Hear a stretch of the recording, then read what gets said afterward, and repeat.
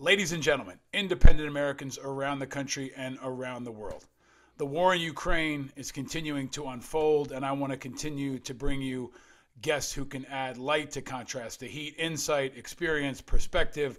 And over the last couple of days, there's somebody who I've really wanted to bring back, a returning champion, a guy who I think has tremendous insights on everything from foreign policy to patriotism to combat to fatherhood. My friend, the great and powerful Dr. Jason Dempsey returns to Independent Americans. Welcome back, sir. Hey man, it's an honor to be here. Thanks for continuing these conversations. I'll even forgive the hyperbole. But. Well, you know what, man? I think it's time for us to try to elevate voices that can pierce some of this stuff. You are one of the most thoughtful guys I know about these things that we're talking about. So I wanted these are thorny issues, yeah. Yeah, and you and I both got dressed up for this. You know, if folks are watching, I pulled out. I'm wearing team colors. I'm wearing Team Ukraine colors from now on, and you kind of look like you're dressed from the Zelensky wardrobe. You've got the combat-looking shirt on there. It's me and Macron trying to get some of that reflected glory. Yeah. So I ask everybody, but where are you? And it's been about a year. You were on last year, January 2021, episode 95. I recommend folks go back there. But Jason, where are you and how are you?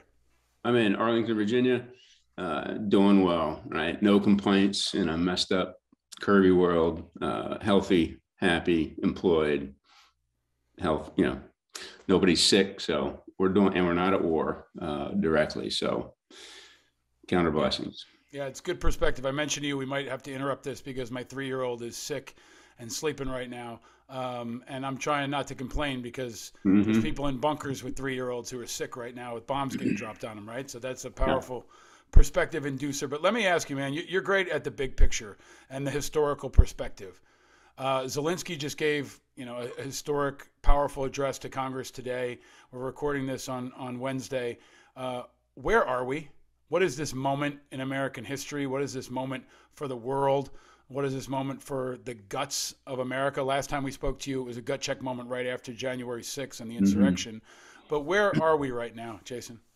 Well, this is a heck of a moment. And what's most interesting to me is this is a shakeout moment for America. And if you just think about where we were even 3 weeks ago, let alone, a year ago, let alone 5 years ago, right? If you look at everything that's happened in terms of kind of a recentering, and just to start on the domestic side of this, right? We had a few years ago, a bunch of Republican leaders who decided the best way to celebrate America's independence was by going to Moscow and giving their fealty to Putin, right? That's no longer the case, right? 3 weeks ago, we had several congressmen at a white nationalist rally where everybody was cheering on Putin. Right, they were cheering for Putin 3 weeks ago. We had members of Congress sitting at a white nationalist rally, listening to that and participating in that.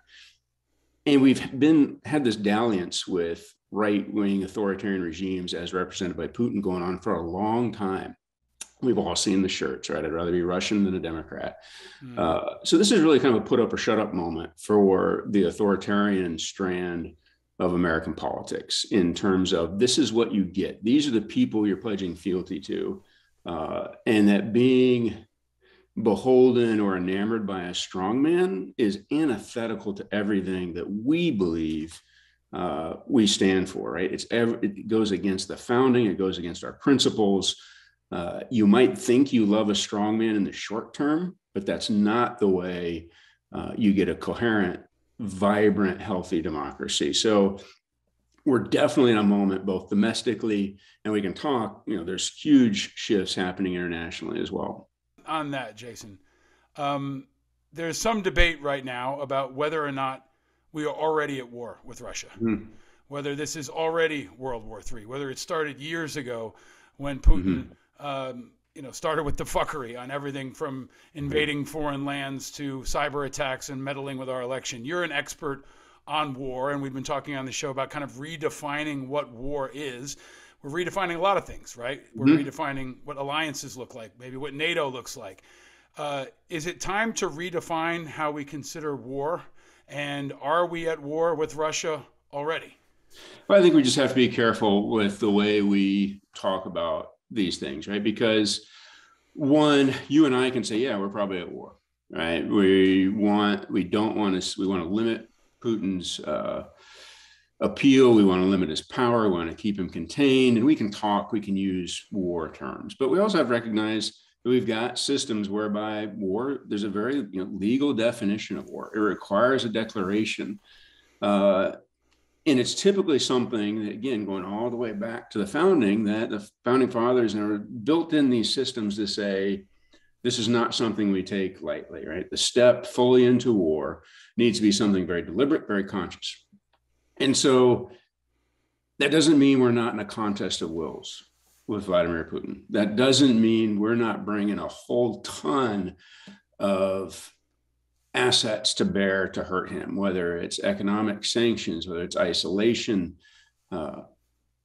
even if it's the power of public opinion worldwide. We're bringing all that to bear to undercut his authority. We're doing everything short of United States forces engaging Russia directly. And I think we need to, and when we take it out of just me and you talking about, hey, are we at war with Putin? Yeah, sure. Let's take it to that guy, to this question of, is the United States at war with Russia directly? That's a big move. It's a huge move, and it's something that we have to think about. And it's something that we really need to take seriously. And I think one of the traps that a lot of us fall into, and I'm as guilty as anyone, we look back over the last 20 years of warfare. We had this AUMF put in place post 9/11 that was extrapolated to anything and everything, right? We think we don't like what's going on in Libya. Well, let's bomb some folks, right? We don't think things are going well in Syria. We want to get involved. We want to push stuff over to Yemen. And many of us looked at that with a little bit of horror and said, well, wait a minute. If we've given the president of the United States this much power and he is able to lead us into these conflicts by just raising the specter of a threat, that can be problematic. And so now the caution we all have to take is, even if we think that, hey, this is a righteous cause, these are people we need to fight against, we have to say, well, what does that mean? And are we going to force what we think is the right process before the United States of America goes to war? Mm-hmm. And it's a wild trap for a president to be in, right? It's an advantage and it's also a trap, because Mitch McConnell can say, well, I don't think he's doing enough. It's like, all right, Mitch, what else should he do? Right? Are you willing to say right now? Mitch could hold a vote tomorrow on whether or not he thought the United States should go to war with Russia. Right? He could put forward a bill and say, we are declaring war. He won't do it. Right? And that's not to say I disagree with him.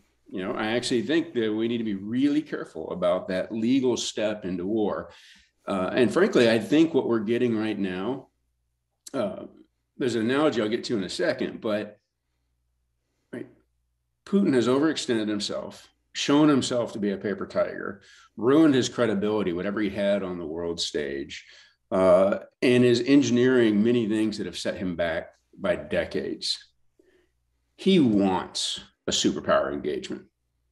He wants this to be a fight between two titans because he wants to be a titan.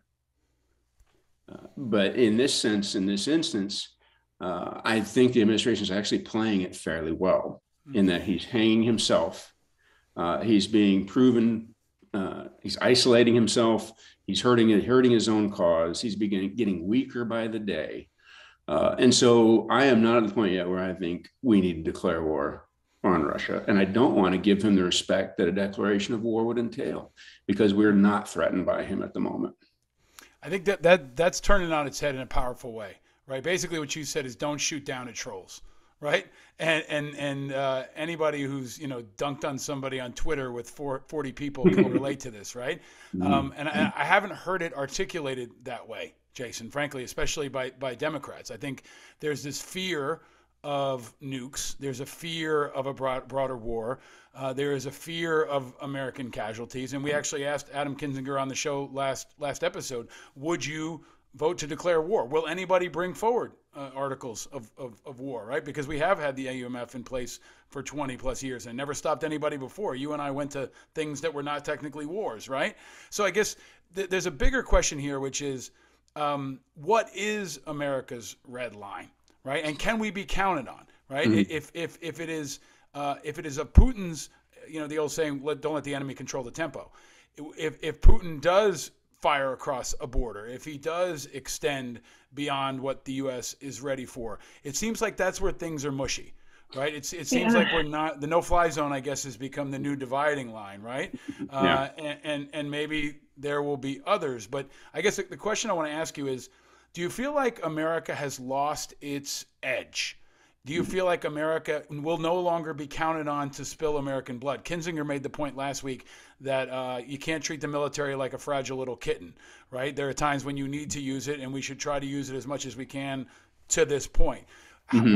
What's your view on that? I would take the opposite, Please. right? And I understand his point. It goes back to the old Madeleine Albright quote to Powell about, why do we have this military if we don't use it? I would submit that there's a true dilemma inherent in there. It's not just a simple, oh, you got a great military, don't be afraid to use it. Because what we have also seen, a belief in the all-powerful might of the United States military to do things it's not designed to do and to be the magic bullet that solves all world problems, right? That, hey, we don't understand anything about this culture. Things seem to be going sideways. We don't like these people. Send in the military, they'll knock some shit out. And then miraculously, democracy will flourish. Right? The analogy I'd want to give here and what I get at is we're all hanging out in a bar, right? And there's a bully in the bar. And he's picking on somebody, right? In a really bad way. And a lot of us don't really like it. But the dude also has a gun in his waistband, right? And we like to think of, this kind of Jason Bourne dynamic. Well, I'm just going to come in, I'm going to disarm him cleanly, I'm going to punch him in the face, knock him out, right? And then everybody's going to cheer. And the reality is, think back to 3-4 weeks ago when we think about the international stage, right? Not everybody thought he was the worst thing on earth, right? A lot of guys are hanging out at the bar like, yeah, this guy's a jerk, but he buys me beer. Or, hey, I'm dating his sister. So, I don't like what he's doing right now, but because I'm dating his sister, right, I'm going to stay out of this, right? I want to keep it cool with this guy. And so, with this idea that we could, again, come in and Jason Bourne the situation and take this guy out and that suddenly everything's going to be cool. One, there's two issues with that. I'll get to the decapitation issue next, but the first issue is how does that seen by the rest of the world, right?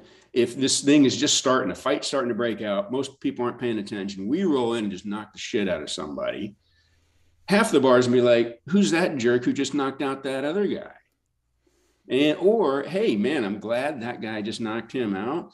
But hey, I'm going to still be hoping to get free beer from this other guy because he didn't see me as going against him. Now, look at what's happened with Germany and all the European communities. We've been complaining about Europeans taking responsibility for their own security for decades. And letting Putin show his ass and play out like this, we've got Germany doing a complete 360. It's like, yeah, we've been dependent on oil and gas forever, but now we're actually willing to say, okay, it's not worth it, right? Getting free beer from this guy is just not worth hanging out with this guy. And oh, by the way, now we're going to take some responsibility for our own defense. And so now, instead of it just us kind of parachuting in and taking something out, now we have a cohort. We have some unanimity among this crowd that says, yep, let's all work together and isolate this guy. Let's show him this isn't how you act. While also treading that fine line up, he still has a gun in his waistband. He could still pull it. And you know what? Maybe it doesn't feel awesome that we're not able to just give him a knockout punch and walk away into the credits, but hey, we've prevented the chance that someone else, us or someone else in the bar might get shot needlessly. I love this construct, right? I think this is genius and we need to explore these comparisons. But is it not also a situation where the guy is in the bar, he's destroying the bar, he's reached behind the bar, he's beating the bartender, he's beating the family, he's beating the dishwasher, and we have a ring of people around him keeping him in that space, right? So the question becomes, how long do you think America will let this go on? Today we've got a theater bombed. We're going to see, what we're going to see. We're going to see children, we're going to see lots of civilians dead. We might see hundreds of thousands of civilians dead. Do you think America and let's just talk about America Mm-hmm. because you're great at America, right? You're an expert on America.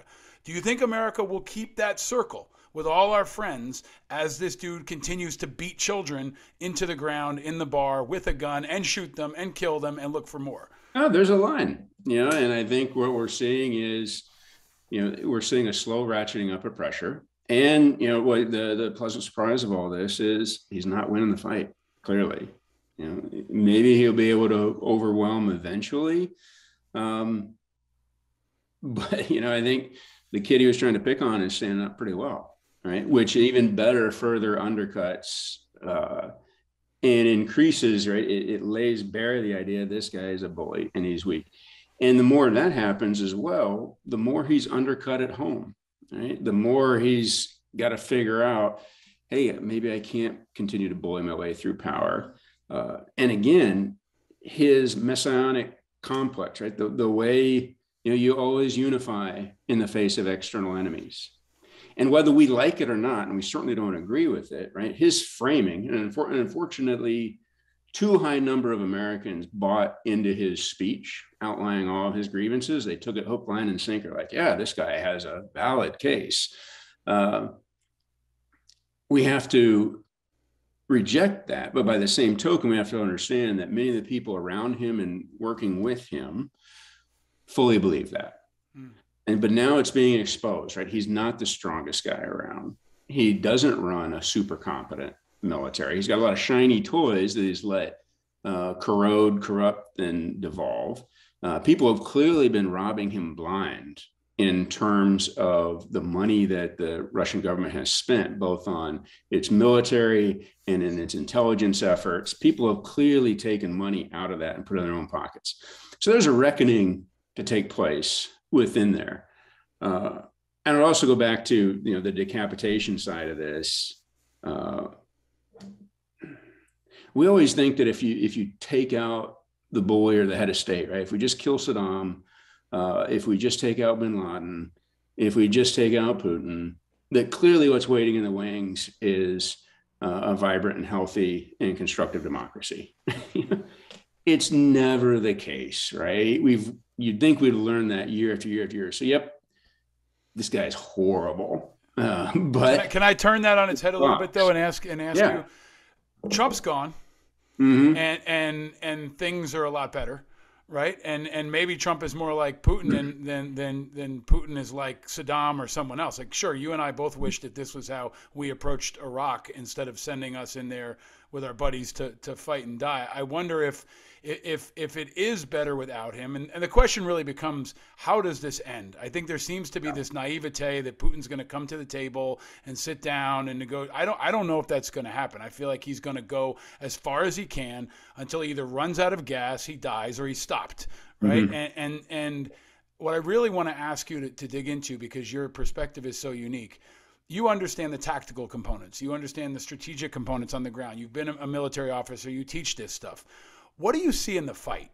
You're kind of like, if you're a retired quarterback, I'm going to ask you to be Tony Romo for a second. What do you see on the battlefield that maybe generals who are dominating this conversation don't see? What should people look at that maybe you see and they don't see? Can you help us look at the actual combat that we're seeing and what jumps out at you as most important or maybe most underreported? Well, the two dynamics are military competence and then the will to fight and the narrative on both sides. We have made the mistake before of misreading the narratives of the countries we fight in. It's not a direct comparison, but the fact that we lost the messaging battle to the Taliban year after year, we can't get on our high horse, and we can certainly celebrate the fact that Putin misread the Ukrainian people. We can't get too much on our high horse because we have to recognize that we haven't always read the populations of the countries we've invaded either. So that's one dynamic that we should be very familiar with, right? He miscalculated. He believed his own internal narrative, his own stories. And this is, again, where the billions of dollars that he was paying his intel services to find local partisans who would rise up and help take over Ukraine, all the prep time spent talking about Nazis. I think he really was very much in his own bubble. And if there's probably no more common mistake that superpowers make, right? It's that idea of like, hey, we believe our own stuff, and that's great. We should. This is Iraq. We will be greeted like liberators. Yeah. And I believe in the American narrative. I believe that we're a force for freedom and good. But what I've learned both in Iraq and Afghanistan is that not only, it's not just a question of whether people also believe our narrative, a lot of them haven't even heard it. Right? They're looking at a completely different set of facts, figures, historical precedents, and narratives, right? They haven't even heard the story of the American founding. They don't know what we're all about when we touch these things. And so we have to be careful. And that's one of the mistakes. That's the biggest mistake that Putin made, was convincing himself that this flimsy justification that, hey, this is all part of Russia, they're going to love us. That's one. The second one, where we have not made the same mistake, is obviously military competence. And there's, for as much as I will admit the failings of the American military over the last 20 years in terms of our inability to adapt to the fights we were in, the American military does train these complex operations to a fairly large degree. In fact, I'd submit that we did that for 20 years at the expense of understanding the wars we were in. That aside, what has happened with Russia, and I think the reason a lot of us are surprised is because we evaluate our military and foreign militaries on the shiny objects. It's like, look at that jet. That is an awesome jet. It can do so many things. Right. But holy shit, how hard it is to keep a jet in the air, right? We know, right? And so the Russian military is great at sending 2 jets to an air show, and everybody's like, man, that is some high-tech, state-of-the-art stuff. But now, can those jets actually work with a battle group on the ground? And can they communicate with the tanker on the ground who's trying to maneuver and who's also communicating with your friendly air defense assets to not shoot it at the wrong airplane? Are you talking to the artillery to make sure they're clearing the skies? And here's where this paper tiger of, I have a bunch of shiny objects, but I've never had the wherewithal to actually put money or training into the people operating these things. You cannot do a complex battle with the bulk of your force being made up of 1-year conscripts. You just can't. It's barely enough time to learn how to shoot your own weapon and maybe operate in a squad. It tells you nothing about how do you actually navigate and coordinate all these really cool shiny objects that are just that. Yeah. Even in a secure net, right? Like we're hearing Ukrainians talking to these guys on wide open nets, where you've also got on the other side, I don't know how many hundreds of thousands, but battle tested Ukrainians who've been fighting the Russians in the East for since 2008, right? That is built into a culture and a generation, and it kind of takes me to another question I want to ask you, because you're the right guy. You're a student of the American Revolution. I'm looking behind you at the history on your wall for folks who want to watch this on video. A lot of our friends are there now, or a number of our friends are there now. A number of our friends are on their way or trying to research it now. Veterans, and also just people who consider themselves soldiers in the good fight. Right? Yeah. Many of them consider this the good fight. I feel a tug. I don't know if you do or not. Can you break down, what do you think about that? I mean, some folks have said this is 1776 for Ukraine, right? And friends of ours are there now on their way. There will be more. And the propaganda value there on both sides is tremendous. If the Russians kill one of our friends, or if Zelensky makes him his new bodyguard, either way, this could pull us in deeper in the same way the passing of my friend Brent Renaud did a couple of days ago. Can you talk about this component? I think and how it might be unique against anything we've faced? Yeah, it's problematic, right? I mean, it's, I understand the tug. I think there's a little bit of fantasy projection on a lot of folks, running over there thinking, well, hey, this is my chance to get after it, right? And getting after it in a conventional fight is much different than, doing a raid off of a fob, and coming back to hot chow. I've seen reports of some volunteer units kind of disintegrating, right? Faced with Russian bombardment, and you're seeing tanks coming down the road for the first time. That's something a lot of American veterans haven't faced. I'm also, there's always that dynamic of post-Vietnam war tourism, and the kind of the mercenary class. And I am concerned on the mental health component of how many folks who, again, it's not just a tug for righteousness, but it's a deep desire and it's a void that's seeking meaning through military engagement, even if they might not even be able to explain or understand this larger conflict. So I feel for some of them, because I'm not sure they're going necessarily for righteous reasons, but out of I'm not going to get into the psyche of, everybody going. On the tactical side, it's tough as well. Because I can see the consternation among some Ukrainian forces when some American shows up and is like, hey, let me tell you about all the raids I did in Afghanistan. The guy's like, shut up, fill some sandbags. I'll give you a rifle 3 days from now after you've proven you're just not some idiot, and that you're willing to fill sandbags. That said, right, I don't mean to denigrate everybody who's going over there, and I respect those who are making that decision for the most part. But we got to be careful. If the Russians capture them, and now we're in a super hard spot, right? You're kind of forcing the hand of the American government in ways that, we act as a nation. We only give the authority for military force to certain people because that's how we control it from becoming a free-for-all. I might think that, hey, it's a righteous fight to overthrow a dictator in Venezuela.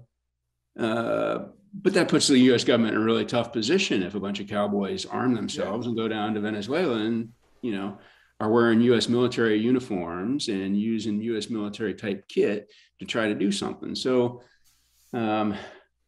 everybody over there now is kind of Prince Harry, right, in the combat zone, right? I mean, from a propaganda standpoint, from a PR value, right, and could go either way. And Pat Tillman, I kept saying, who's going to be the first Pat Tillman, right? It could be a journalist, it could be, it could be somebody that we don't even know is there. But I think that the dynamism of it is kind of a fascinating component from a hearts and minds perspective. Mm-hmm. And what I'm getting at is, I don't know how Americans are going to react when a couple of SEALs get killed. Right. Yeah. And they're all over TV and we know their names and their wives or husbands are on TV. Right. And all this comes out. So let me ask you maybe a final question, because I know your time is short and I don't know when my sick baby is going to wake back up again. But let me ask you a final question. What's next? I always want to tell people not just what's happening, but what's next. I know you can't predict the future, but you're smart about these things. Yeah. Where do you see this going in the next couple of weeks? Can the U.S. stay out of it? Or is there a way that we somehow get dragged into it? I think we're in it in a very productive way. I honestly, I think for all the mismanagement and missteps we took, both in the execution of Afghanistan and in withdrawal particularly, I think this administration is kind of built for this thing. And it shows the power of diplomacy and all this really hard backroom work that gets the Germans say, yep, we're on this side. We're willing to rearm, refit. It gets all these countries aligned to truly isolate this regime in a way that's very painful. So, I think there's some negotiations ongoing. Right before we got on here, I saw some headlines about a latest draft potentially. There will be a negotiated settlement of some kind, right? And I think it's been proven he can't take the whole country. We're not going to like that negotiated settlement. It's going to involve overt Russian control of, I don't know if it's going to be, some places, he's had, over the last 5 years, maybe slightly more. We're not going to like it. But I think what we have to say is, okay, he got that while completely destroying his military, ruining his international credibility, and bankrupting his own economy. And so, yeah. So that's how you think it ends. You think it ends with a negotiated settlement, Putin's still in power, the Ukrainians keep some part of their country, then you have occupied Ukraine and free Ukraine. Yeah. And then what do? We put up a wall and dance around each other until Putin dies? Slowly strangle him. Keep him in his box. I think you've made it very clear. NATO is stronger now than it was certainly 3 weeks ago, let alone 5 years ago. And so, I think he knows where his box is now. He wanted this, he got just a little bit, but he paid so much more for it than I think he was prepared to But spend. he's gonna, you're a betting man, or maybe you're not. He's gonna live to fight another day, Yeah. right? And that's going to be the Saddam comparisons are going to come around again, and all the other comparisons are going to come around, and he is a survivor. But I think there is a need for quick closure in the United States, especially. There's a Mm-hmm. need for it to be clean. But I mean, you and I have talked about this. It's going to be messy in the Yep. world for a long time. And this is where it goes back to a great phrase I heard once. So the problem with Americans is they look at the world as problems to be solved, whereas the Europeans look at the world and see dilemmas to be managed. I would love if we could just take Putin out, completely decapitate his regime, keep it, or at the very least keep him in a small box, and just completely protect Ukraine under the sphere of direct American influence. That's not the way the world works. And I think we have to manage it, understand that we're better. Well, Russia has my heart goes out to the people of Ukraine. And I think we need to continue to do everything we can within what we've done. Stingers and javelins are just amazing. And I think we've massively helped them out. And at the end of the day, they're going to be, this negotiated settlement is not going to be the best, but it's going to be a negotiated settlement with a much weakened Russia. And I think we can continue to manage that, and we can continue to manage it in a way that's in our interest, that prevents somebody random from getting shot. And the guy at the bar saying, "Screw it, I'm pulling out my gun and taking everybody with me." Right? I think that's what we can manage. Well, if I ever have to go into a bar, I want you by my side. I'm glad you're on my side. I think it's a really compelling and powerful number of constructs and perspectives you brought to this conversation, and I think a really thoughtful, not necessarily defense, but like explanation or analysis of Biden right now, which I think is needed. And I'm grateful for your perspective. I'm grateful for your leadership. I hope next time we talk, Biden has you closer to his side than you are now. Until then, man, I really appreciate all that you do for this country and the insight you provide. I hope you'll come back again, and thank you for all you do, my friend. As always, thanks for having these conversations, man. They're needed. You got it, brother. Stay vigilant.